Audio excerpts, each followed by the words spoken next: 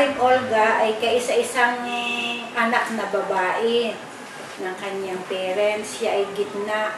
Panganay ay lalaki at saka ang bunsay lalaki. Ang kanyang mami ay parang si Elizabeth Taylor. Ang beauty ay classic, kaya naman si Maring Olga nagmana rin sa kagandahan ng kanyang mami.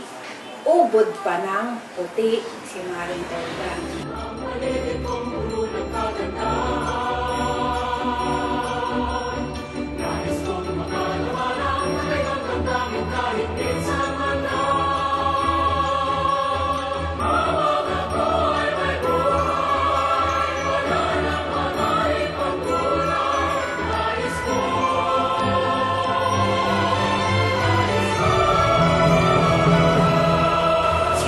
Olga ay isa sa pinakamagandang dalaga noong aming panahon. Ang tawag pati sa kanya ay white cover kasi nga siya'y pagkaputi-puti. Noong naman panahon ng mga ligawan, naku, ang daming manliligaw kay Maring Olga.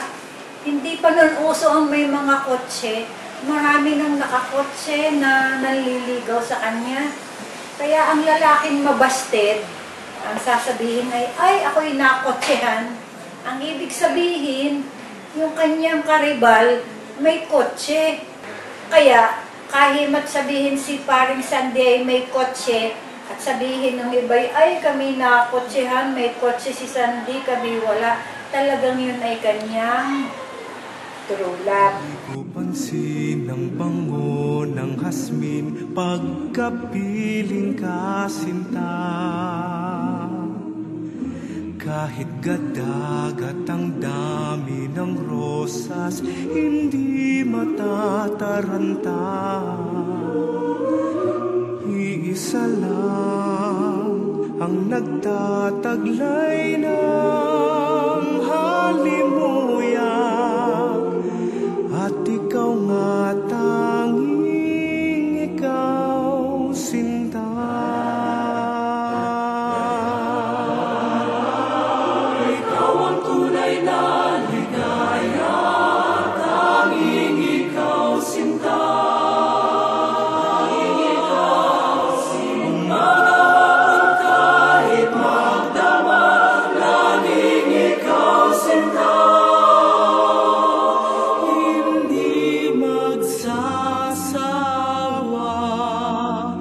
Sa piling mo.